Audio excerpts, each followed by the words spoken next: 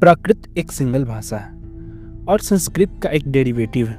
यह बात अक्सर लोगों ने सुनी होगी, लेकिन क्या यह बात सच है? इसका जवाब देने के लिए सबसे पहले हमें एक मिसकंसेप्शन को दूर करना होगा कि प्राकृत एक सिंगल लैंग्वेज है। यह बिल्कुल गलत है। प्राकृत एक भाषा नहीं, बल्कि एक ग्रुप ऑफ लैंग्वेजेस है। एग्जाम्पल के लिए पाली भी एक प्राकृत भाषा है जो 7 प्रकरणों की प्राकृत का जिक्र करती है। यह प्राकृत है मगधी, अवंतिजा, अर्धमगधी, बहालिका etc। इनके अलावा 4 प्राकृतों को सबसे इम्पोर्टेंट माना जाता है। मगधी, सुरासेनी, महाराष्ट्री और गंधारी। सुरासेनी गुजरात के आसपास बोली जाती थी। महाराष्ट्री महाराष्ट्र या वेस्टर्न दक्षिण भारत में बोली जाती थी और गंधारी नॉर्थ वेस्टर्न सब कॉन्टिनेंट में बोली जाती थी। अब अगर ये जानने की कोशिश करें कि क्या प्राकृत संस्कृत से निकली है या नहीं, तो सबसे पहले हमें यह समझना होगा कि वैदिक संस्कृत और क्लासिकल संस्कृत में अंतर है। वैदिक संस्कृत काफ़ी पुरानी है क्लासिकल संस्कृत के मुकाबले।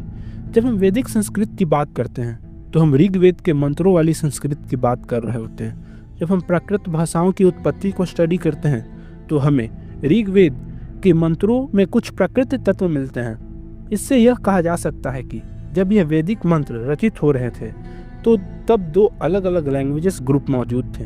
एक जो प्रिस्टली लैंग्वेज जो वैदिक मंत्रों में यूज होती थी और दूसरी एक आम लोगों की बोली। इसलिए यह कहना गलत हुआ कि प्राकृत संस्कृत से निकली है। सही बात यह होगी कि वैदिक संस्कृत और प्राकृत दोनों एक कॉमन एंसेस्टर से निकले थे।